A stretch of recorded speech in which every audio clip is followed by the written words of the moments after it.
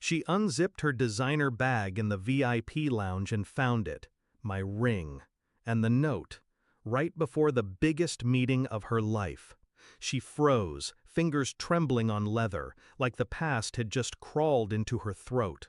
I imagined her face, polished, poised, lips glossed and parted, cracking.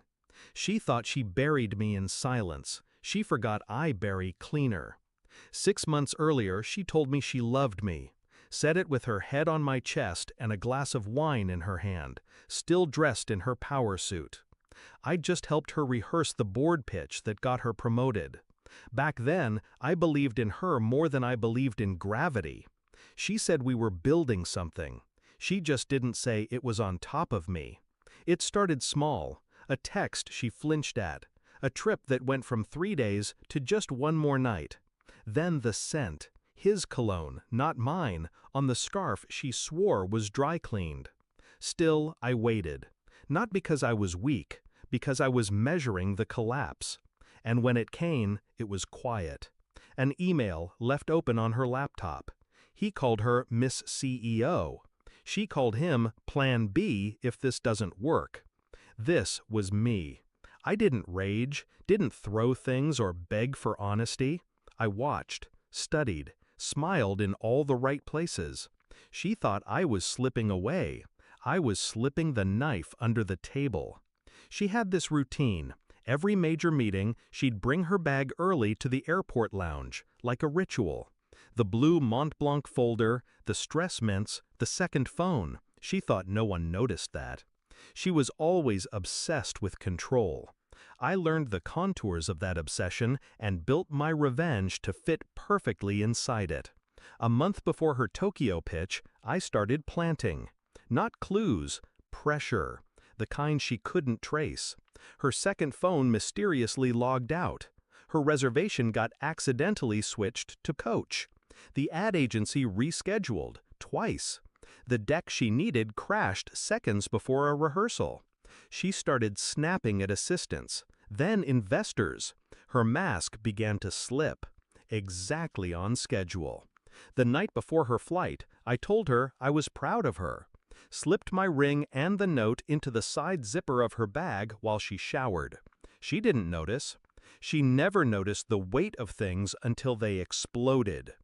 The note was simple, just 12 words. You lied to the one man who kept all your secrets safe. No signature, just the ring beside it. Once hers, once mine. Now evidence. She always said it symbolized trust, so I made it a weapon. In that lounge, she would have been seconds from walking into the boardroom, flanked by global execs, billion-dollar slides waiting on screens.